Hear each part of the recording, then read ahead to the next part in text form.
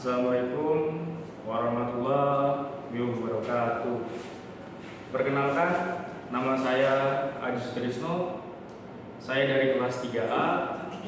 Alat berat NIM saya B030322003. Saya di sini ingin mempresentasikan tentang Automatic Timing Advanced Unit.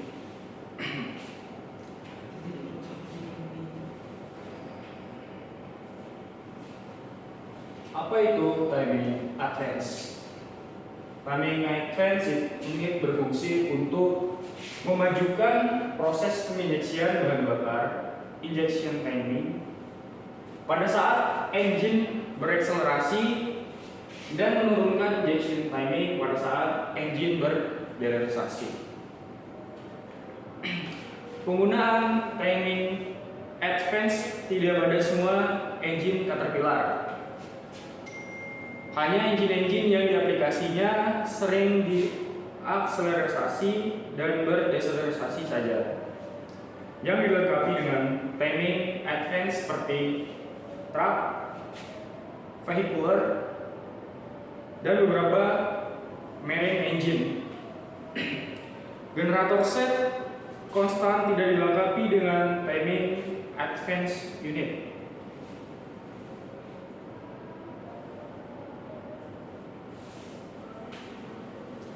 Proses pembakaran bahan bakarnya seperti apa? Ada 5 langkah tahapan pembakaran. Pada grafik tersebut menunjukkan tahapan 5 langkah pembakaran. Awal penginjeksian. Bahan bakar A. Pada titik ini, bahan bakar mulai diinjeksikan. Saat penginjeksian, bahan bakar disebut juga fuel timing. Kemudian dari A ke B itu dinamakan dengan delay period.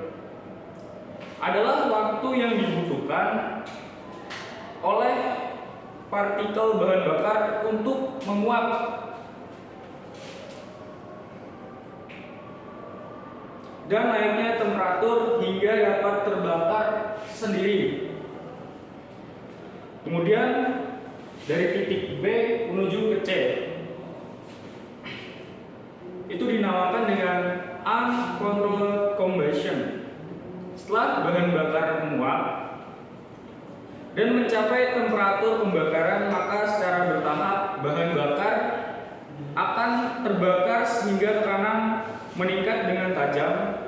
Dan pada ruang pembakaran, apabila titik mulainya uncontrolled combustion ini terlalu awal, maka akan timbul detonasi di dalam ruang bakar. Kemudian dari titik C ke D, nah itu dinamakan controlled combustion. Pada kondisi ini temperatur sudah sangat tinggi sehingga bahan bakar terbakar dengan sempurna. Lalu akhir proses pembakaran bahan bakar itu berada di titik D. Tekanan di dalam pembakar yang sudah sangat tinggi mendorong piston menuju both dead center. Tahapan AD pada grafik di atas cenderung terjadi dalam waktu yang sama. Sementara kecepatan piston pada engine yang sering berakselerasi dan berdeklarasi selalu berubah-ubah. Hal ini tentunya dapat menyebabkan perubahan pada titik akhir proses pembakaran. Apabila titik akhir proses pembakaran berubah, maka performance engine tidak akan tercapai. Supaya pembakaran tetap berakhir pada titik yang tepat, yaitu beberapa derajat setelah top dead center, walaupun terjadi akselerasi dan deselerasi, maka timing advance unit dipasang yang bertujuan untuk memajukan titik awal penginjeksian pada saat akselerasi dan memundurkan titik awal penginjeksian pada saat deselerasi.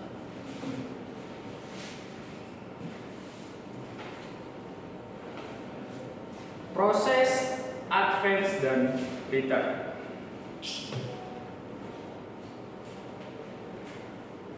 Timing advance terhubung ke camshaft fuel injection dan bekerja mengubah posisi camshaft fluid terhadap liter.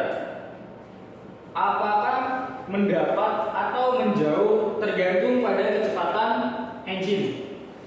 Perubahan ini mengakibatkan berubahnya waktu plunger bergerak naik untuk penginjeksian atau sering disebut dengan fuel timing.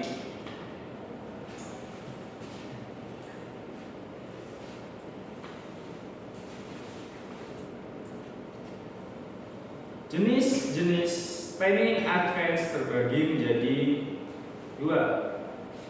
Yang pertama itu mechanical automatic advance unit, dan yang kedua adalah hydraulic automatic timing unit.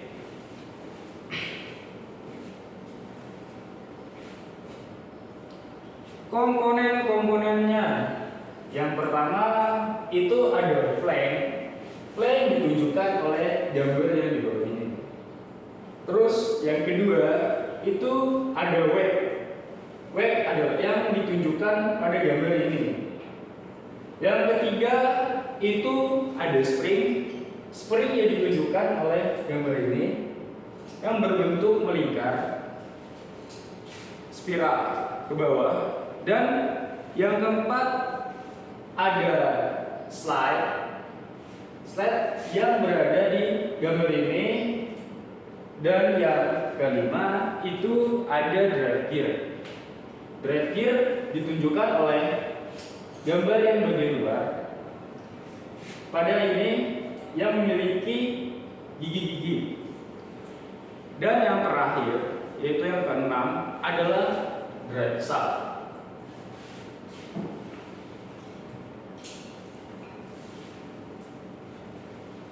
Cara kerja mechanical automatic timing advance unit. Automatic timing advance terpasang pada bagian depan drive shaft fuel injection pump. Digerakkan oleh timing gear engine. Drive gear terhubung ke drive shaft fuel injection pump melalui sistem wave, spring, sled, dan flank. Dua buah slide terikat pada flank dan alur dengan sudut tertentu dari wave bersesuaian dengan slide.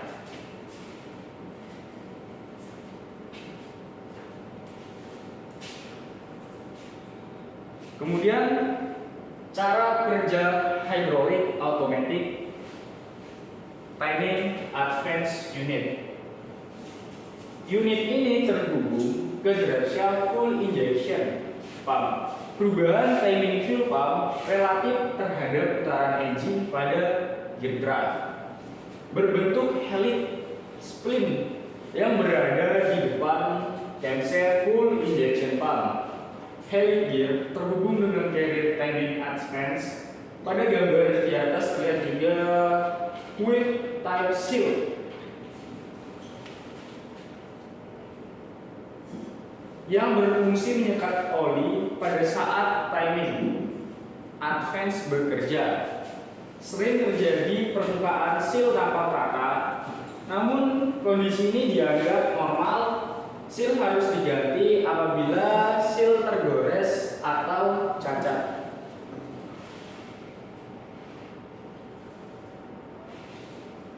Komponen-komponen. Yang pertama itu ada timing gear. Timing gear berada di gambar bawah ini, yang digerakkan oleh gear train engine sebelah depan. Kemudian yang kedua adalah outer ring yang ditunjukkan pada gambar ini yang tepat berada di sebelah timing gear yang berfungsi mengunci static timing full injection pump. Kemudian yang ketiga itu ada carrier.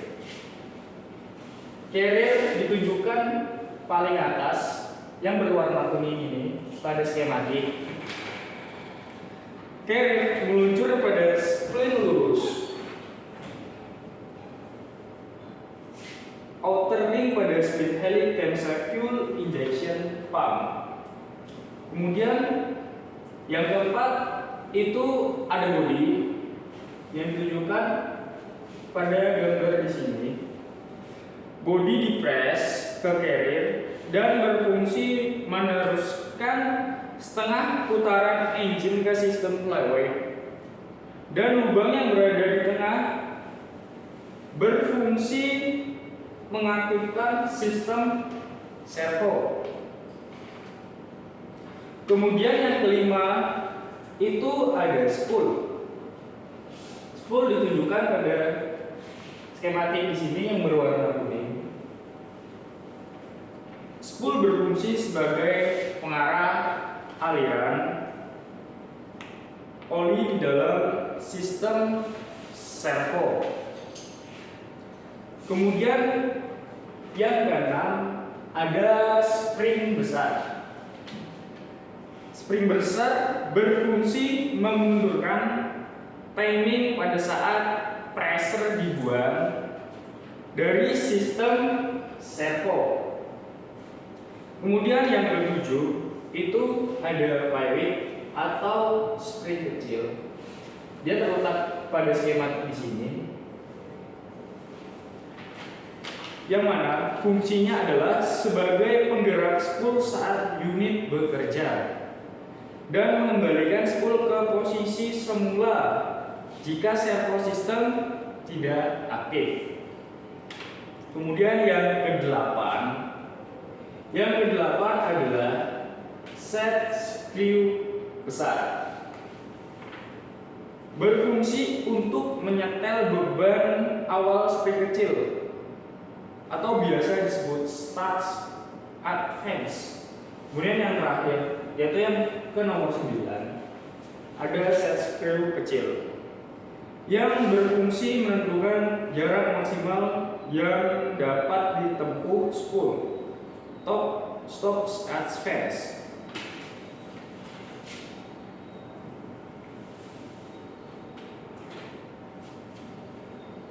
Timing advance dimulai menunjukkan gaya sentrifugal dari flywheel melawan spring kecil dan spool bergerak ke kiri. Ini membuka lubang di bodi sehingga oli yang bertekanan mengalir ke rongga bagian belakang diameter bodi besar. Tekanan hidrolik melawan gaya spring yang besar sehingga menggerakkan bodi dan carrier assembly ke kiri. Gerakan ini menyebabkan camshaft berputar beberapa derajat karena carrier disiplin dengan helix.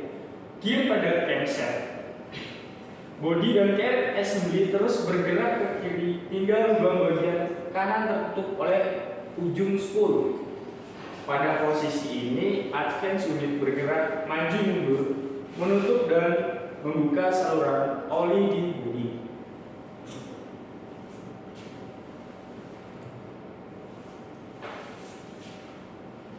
Maksimum timing advance. Gambar di samping menunjukkan spool menyentuh screw yang kecil. Body carrier assembly juga dapat menyentuh retainer dan stop advance jika setelan screw yang kecil terlalu masuk ke dalam retainer. Pada posisi ini advance yang terjadi maksimal.